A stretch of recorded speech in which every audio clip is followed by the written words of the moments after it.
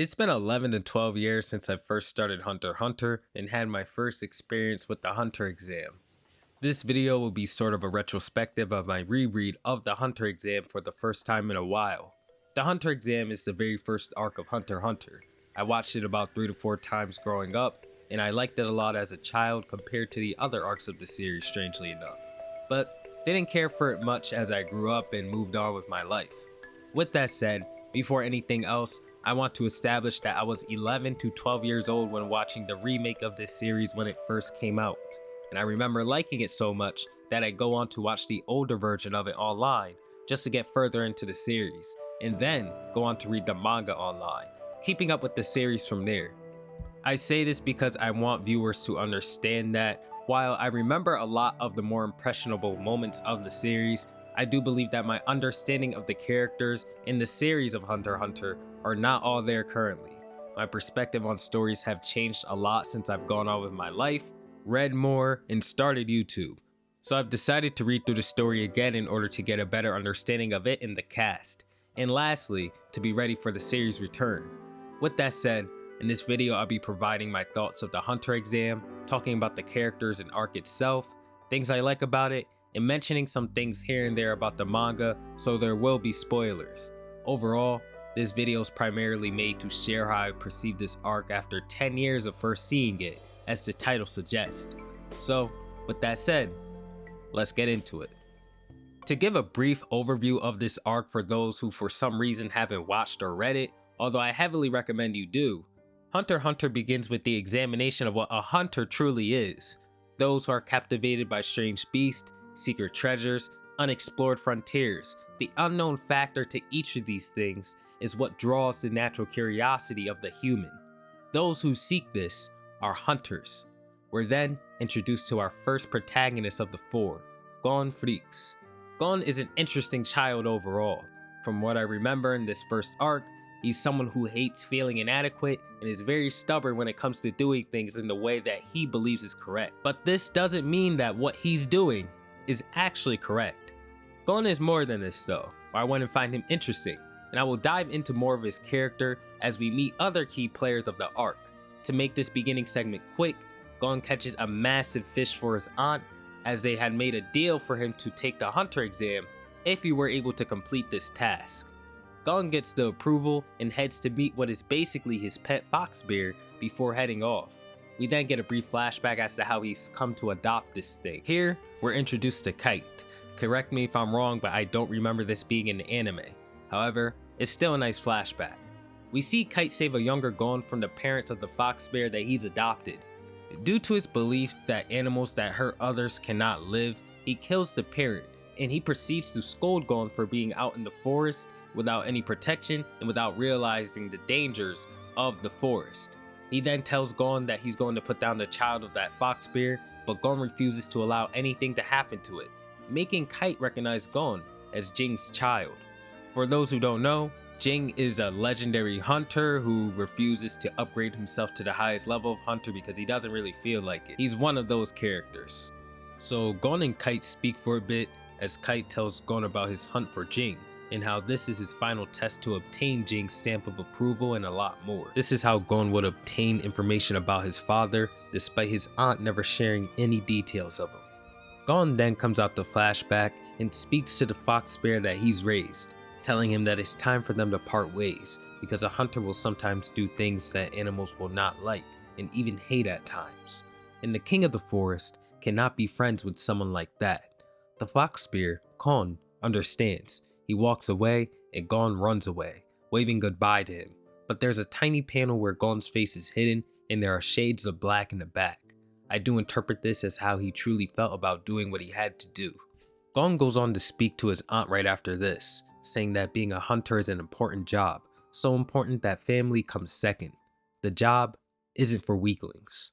This upsets her, reasonably so, and Gon finishes up his night and heads to bed. Something that saddens me about this scene is that it's so correct.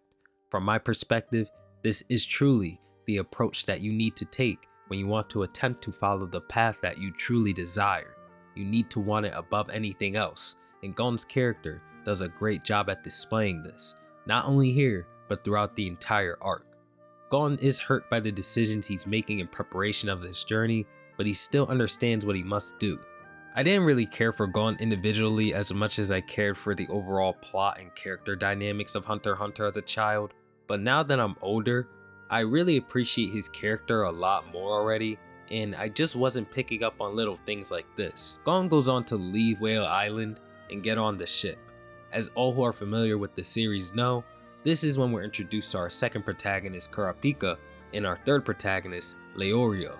I consider Kurapika the second protagonist of the story, as to me, he represents another side of Hunter x Hunter with different objectives and goals. Kind of like Kamijo Toma, an accelerator from the Index series if you're picking up what I'm putting down.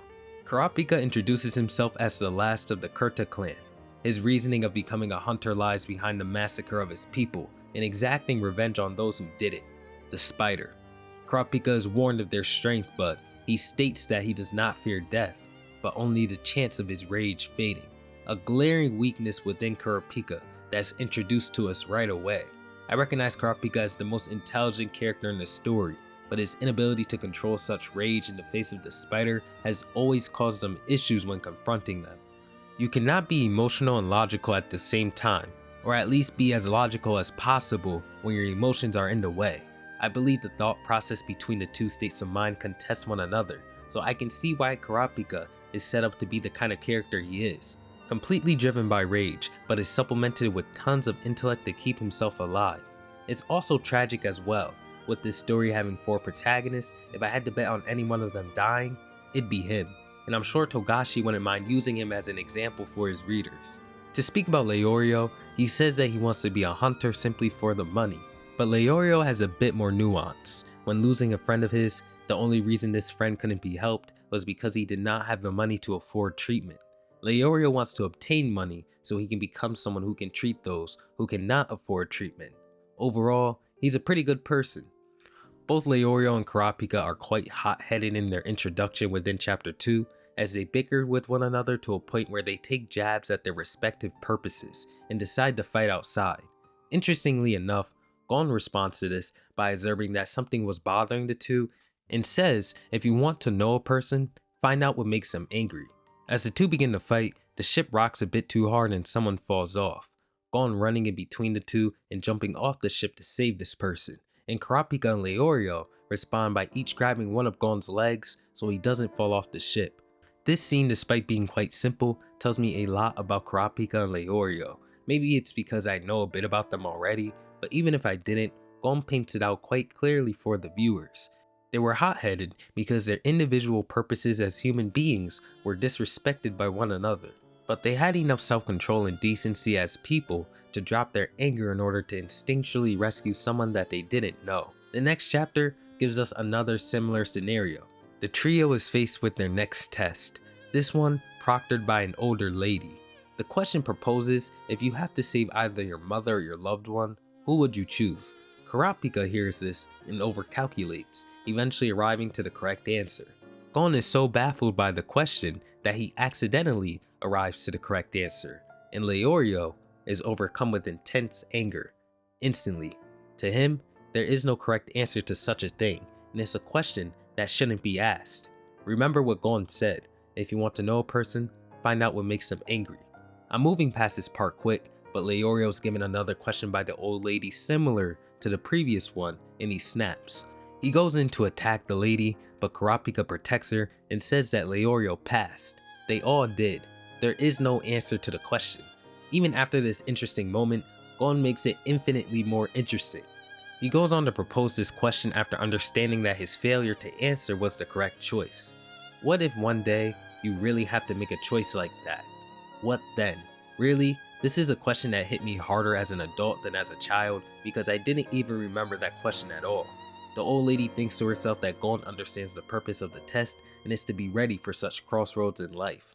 I'll get into my thoughts on the Hunter exam overall after sharing my thoughts on the key characters, but this line here completely changed how I saw the Hunter exam. To circle back to the characters, something I've always loved about Leorio is that he's very human in this world full of anomalies and monsters. I didn't care for him as a child, but as I've grown up, I realized that someone like him is essential to the story. Hunter x Hunter is a shonen and mangaka tell their story with a purpose. These stories are for younger, impressionable audiences, no matter how old most of the readers of Hunter x Hunter are by now. Leorio keeps the story grounded, and him as a protagonist who usually has things go his way because how good of a person he is just a nice touch. I also think this is why he's usually in the arcs where Kurapika takes front stage, because he really balances the tone out and serves as a shining beacon of hope. Anyway, this moment shows more signs of Leorio's nature, and I enjoy that. Skipping past the rest of the initial test before the true Hunter exam, because this isn't a plot summary, we meet Killua, Hanzo, and Hisoka in the waiting room. We meet a bunch of other characters as well, but the three I pointed out specifically are way more important. I guess there's Tampa as well, who frustrates me to no end now, despite finding him quite funny as a child. To briefly summarize my thoughts on Tampa, because I don't want to talk about him for the rest of the video, he plays a certain role in this arc, and he does it very well. He's there to frustrate you, especially when you get into his head. Moving on to Hanzo, Hanzo plays an interesting role in retrospect. He's an extremely powerful fighter without even knowing of Nen, being trained as a ninja since he was a child. I know that Togashi uses him quite sparingly from here on out. I don't even think we really see him until the most recent arc of the series, except for little cameos here and there. Hanzo has a big moment during the final exam, primarily his fight against Gon. Hanzo chooses to let Gon win because he could sense that there was no resentment from Gon, despite all the physical pain that he caused him. But he knocked him out cold after quitting the match because he knew that Gon wouldn't accept him just giving up in their match either. Gon really stood no chance against Hanzo despite moving him emotionally, so Hanzo just made it easy for everybody watching. It was interesting to see the two characters clash in the way that they did, and again, it's one of those moments that makes me wonder where Hanzo's character will go. Although this segment focuses on Hanzo, Gon displays his stubbornness about doing things in the way that he believes is correct, and you can see how stupid he looks here. I think this is just an example of Gon being flat out wrong, and the story punishes him with an uppercut to the moon. I like this because it reminds me that Gon's actions are not always going to be the correct ones, despite him being a somewhat altruistic protagonist. Moving on from the important side characters, there's also Killua, the last protagonist we're introduced to. From the jump, he's introduced as the most talented character probably in the entire exam, only taking it to satisfy his boredom. Interestingly enough, it doesn't, but Gon does. Another child his age who's at most comparable to him piques his interest due to him being from the famous Zodiac family, the top assassins in the industry. Killua's interest in Gon changes his life, in mostly good ways. Gon forces him to confront himself the moment that they meet, not as seriously in the future, but a little bit. For example, he decides to get off his skateboard and run alongside Gon for the first exam, only because Gon was his age and not using a vehicle like his own. Again, Killua is a complex character, and I still don't remember every detail of him after so much time, so I may misinterpret some things about his character, but I believe he actively compares himself to Gon a lot in the first arc, in both good and bad ways. I like his role in the arc despite this though. He's a pretty valuable asset to the team. He's strong, cool, entertaining, and mysterious. What more could you ask for in a character really? On top of all this, there's more subtle foreshadowing with his character besides the Gon stuff, but in how he primarily interacts with Hisoka. When the second exam would begin, he'd tell Gon to stick to Satots, the test proctor, so they wouldn't get lost, and also so they can avoid fighting Hisoka by any means necessary. Even circling back to Hanzo and Gon's fight, after Hanzo would explain his reason for letting Gon win, Killua thinks about how Gon stared down Hanzo with no chance of winning, and then seemed to be shaken and have nothing else to say to him. It's really laid out. And later on, Illumi just says it outright. Killua will always avoid powerful opponents. It's just ingrained into his brain. Literally, although I don't think that's revealed until later, but you get what I'm saying. I really like that all of this was foreshadowed. Speaking of Killua and Illumi, the confrontation they would have about Killua's purpose as the next head of the Zodiac family was also interesting. It really lays out the groundwork of all four of the protagonists having some sort of beef with Illumi, and really, I can see Kurapika at least confronting him at some point in the story, this being due to certain circumstances in the manga. It's just so unpredictable yet possible anyway, but I think it's likely. Anyway, to stay on topic, it's another reminder of how much our circle of protagonists truly need one another. As Illumi would hammer in that Killua needs no friends, that he's nothing but a ruthless killer, all things like this, yet Leorio was present, yelling every chance he got in an attempt to disprove Illumi, and it really seemed like he was getting through. I did wonder why Kurapika didn't get any lines at this moment, but each character in the story has their role, and Leorio was fulfilling his, so I get it. Also, Kurapika fulfills his role as the nerd in the chapter after. It's a good moment, and that's only reinforced by Gon's reaction to it. Gon hears what happened between the two brothers and storms in to confront Illumi. They have a brief confrontation about Killua's behavior, with it culminating to Gon threatening to take Killua away from Illumi and never allowing him to see Killua again. Illumi doesn't have much of a reaction except reaching out toward Gon, which can be interpreted in any way, but I don't think Illumi cared that much. Hisoka would have reacted had he sensed any bloodlust or even the slightest threat toward Gon, so I think that Illumi was just going to intimidate him with Nen or something. I also don't think he cared much because he doesn't see Gon as much of a threat currently, only a future one. Illumi, like the rest of the cast, is very interesting, and I know I say this a lot, but Togashi does a great job with his cast. Out of everybody in the series though, I find Illumi to be the most flexible character with the most connections. I think you can place him in any arc, in any situation, and he would have a decent reason to be present. That's why I can't help but wonder where his character will go. Speaking of antagonist, we have Hisoka, the primary antagonist of the series. Hisoka in this arc really seems to be there for his own pleasure and fun. He lusts for battle, literally. He's even lustful in the presence of a powerful opponent and will try his hardest to antagonize them, as pointed out by Satoshi in chapter 13. One of my favorite moments overall is when Hisoka would attempt to antagonize Netero during the interview that he had with him, and Netero did not care at all, and this greatly disappointed Hisoka, even making him feel like a fool. Hisoka will go to ridiculous lengths for a fight or a challenge, and we see this through Gon and more characters as the story continues. For Gon specifically, they spark a rivalry. Hisoka taking Gon on as sort of a Pokemon Journey's Gary kind of rival, but with a more malevolent intent. He sees massive potential in Gon, and chooses to somewhat guide him to becoming someone who can rival him, then he'll kill him at his peak. Hisoka is so committed to this goal that from my memory, he even protects and aids Gon throughout the story at times, all for the sake of making sure his strength is cultivated. At the very end of the arc, he even threatens Illumi for thinking about hurting Gon. Hisoka is truly a one-of-a-kind main antagonist for a story, one of the few who does more good than bad for our protagonist if we're being honest. I do like an antagonist who does it for the thrill or the game, rather than some big evil plan. It makes them more unpredictable honestly, and Hisoka is the jester after all. Hisoka also plants the seeds for a strictly business relationship with Kurapika in this arc, telling him that he had information on the spiders, and lastly, seems to take a liking to Leorio. Judging from all of their interactions throughout the franchise and even the movie, I don't see Hisoka doing anything but helping Leorio out when it makes sense for him to do so, but correct me if I'm wrong there.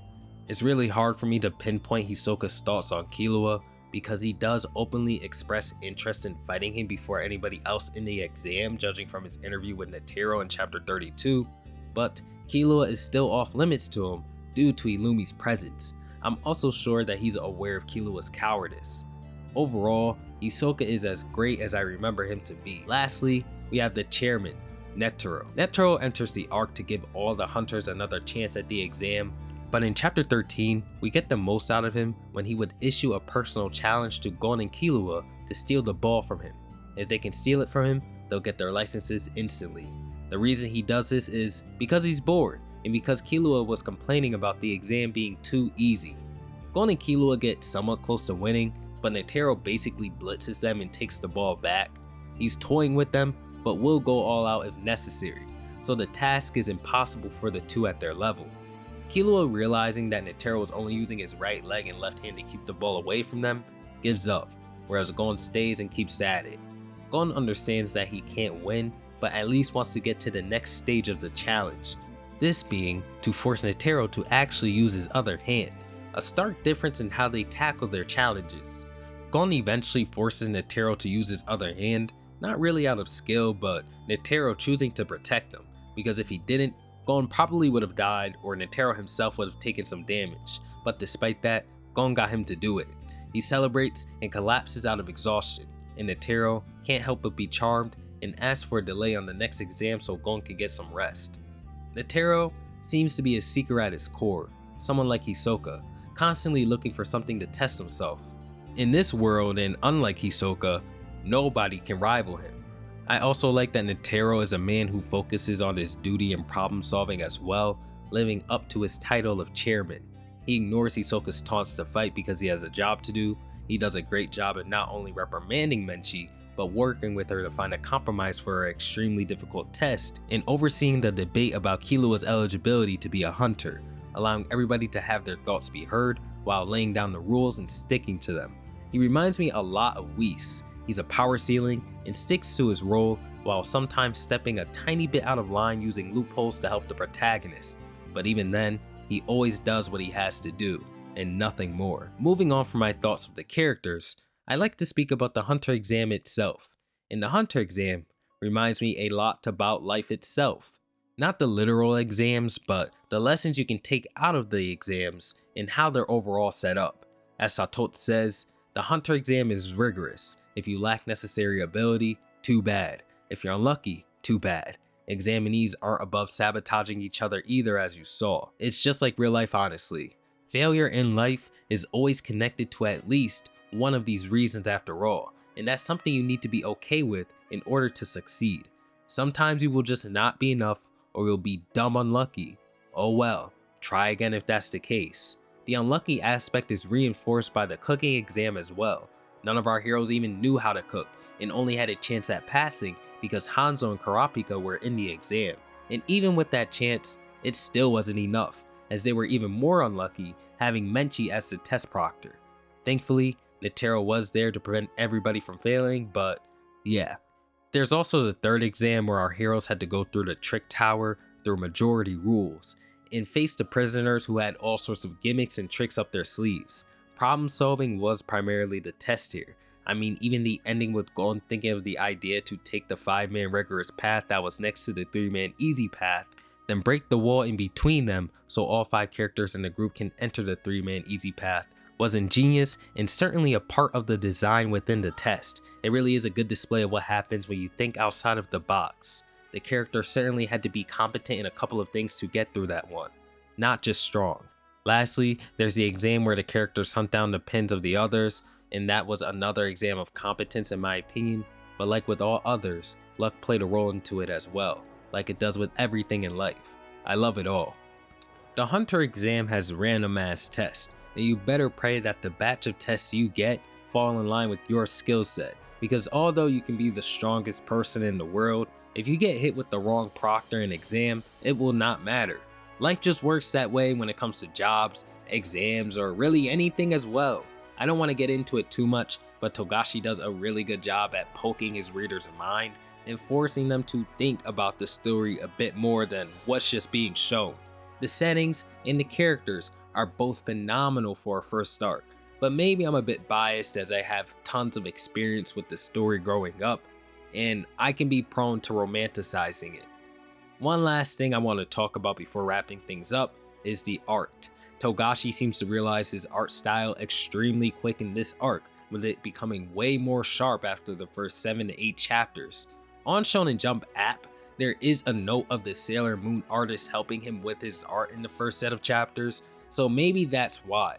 Anyway, Togashi uses his art to convey the emotions and thoughts of the characters very well, using this technique on primarily Killua, as that's how you interpret 90% of his troubles and conflicts in the arc.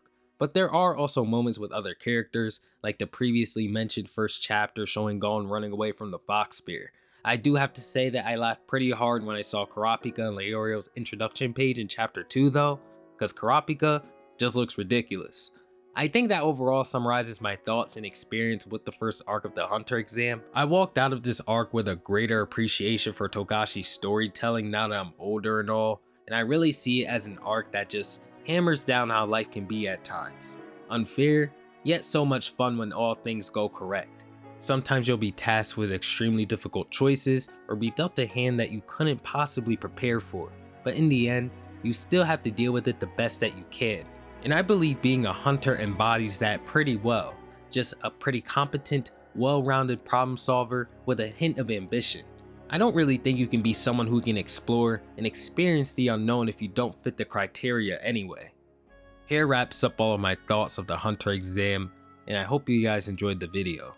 I cannot wait to get into the other arcs.